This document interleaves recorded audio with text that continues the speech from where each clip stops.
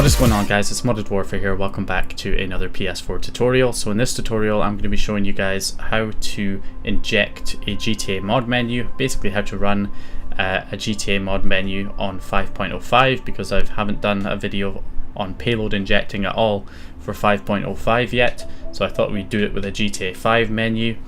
Now if you are using the online exploit using one of these IP addresses, then you can see there's a bunch of custom payloads added as buttons in here. We haven't actually had to do any payload injecting so far because all the payloads we want are added as buttons in the WebKit. But if you have a payload that you want to run and it's not added here as a preset button, and you can't add it because you don't have access to the servers that are hosting these exploits. I have already done a video on how to host your own exploit locally over your local area network and how to add custom payloads to that. So I'll probably link that at the end of the video. And also for people doing this offline using the ESP8266 chip, I'll do a follow-up video on adding custom payloads to that and also injecting payloads remotely as well.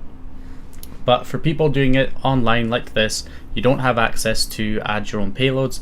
You can still inject payloads from your PC, and that's what we're going to cover. So in order to do that, what we need to do is, first of all, for Gta5, because I'm running it as a fake package file, I have to first run the homebrew enabler in order to be able to run Gta5 in the first place. So I'm going to run hen. And this makes things a bit tricky because the PS4 really doesn't like you running two payloads at once. So the homebrew enabler and then our mod menu payload. So if you have Gta5 as an actual game disk that you can run, then that's going to be a lot easier, because then the only payload you need to run is the mod menu. But if you have it as a fake package file, then you have to run the homebrew enabler first to unlock the game, then run the mod menu payload. Also to note, make sure that the game version is 1.00, the base version.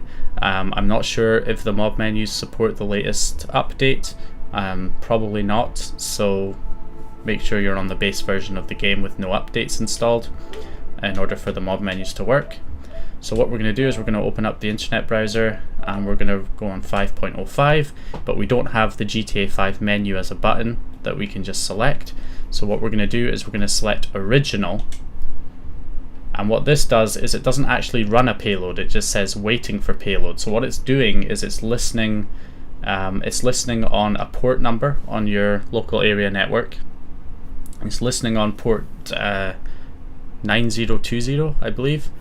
And it's waiting for you to send the payload from the computer.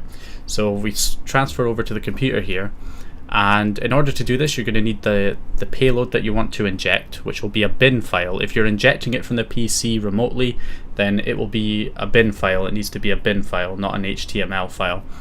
And then you need a payload injector. Now I just use netcate GUI because it's a tool I made like quite a while ago now.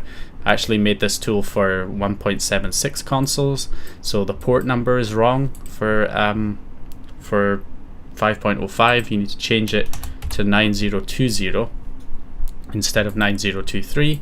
Put the IP address of your PS4 in here, and then drag your bin file into the payload file path, and that'll add it there. If you can't drag and drop, just click the browse button and locate it manually, and then all you have to do is click inject, and I'll bring this up on the screen so you can see it happening in real time here.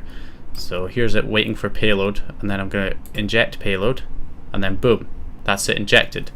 You get the notification. It says 4.55, that's because this menu was made for 4.55, but it's been ported to 5.05. that just the notification hasn't been changed. So now we go back to the PS4, and I can just press the middle button to exit, run Gta5, and we should hopefully get a notification once it actually starts loading. Here we go. So we've got a notification any second now. There you go, US Gta5 detected. So it detects the version of the game and it sets up the mod menu, and then once we get into the game we should have access to the mod menu. There we go, so another notification pops up there telling you how to use the menu, so right on the D-pad plus square at the same time to open it. Okay, and I don't have a save on this version of GTA 5, so I'm not going to go through all of the menu options. I'm just going to show you that it works because, you know, I can't be bothered playing through all this preload crap again.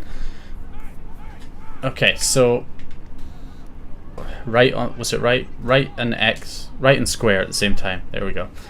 So as you can see, menu is working, and it's a huge menu. I've gone through this in another video for, I think, 4.55, the 4.55 version, and it's pretty much the same. It's just ported over to 5.05. So as you can see, you got loads of teleport options, vehicle spawner, vehicle editor, weapon options, world options, misc options, money, ped spawners, object spawner, PS4 options, and all that kind of stuff. Menu settings. There's a lot to see in there, so you can spend hours mucking around with this menu because it is pretty damn big. So that is how you basically install mod menus for GTA 5, and how to inject payloads in general if you don't have the payload as an option in your WebKit exploit. Then you can go ahead and just inject the payload from the PC using the original option, which will not inject a payload. It just waits. It just kind of listens on your network for you to send the payload from the computer, and then it will execute it when it gets the payload sent from the PC. So if you don't have a payload as a button in the WebKit that you can execute, you can send it from the computer using the original payload. So anyway, hope you guys enjoyed the video or found the information useful. If you did, please leave a like and subscribe, and I will hopefully see you guys in the next video.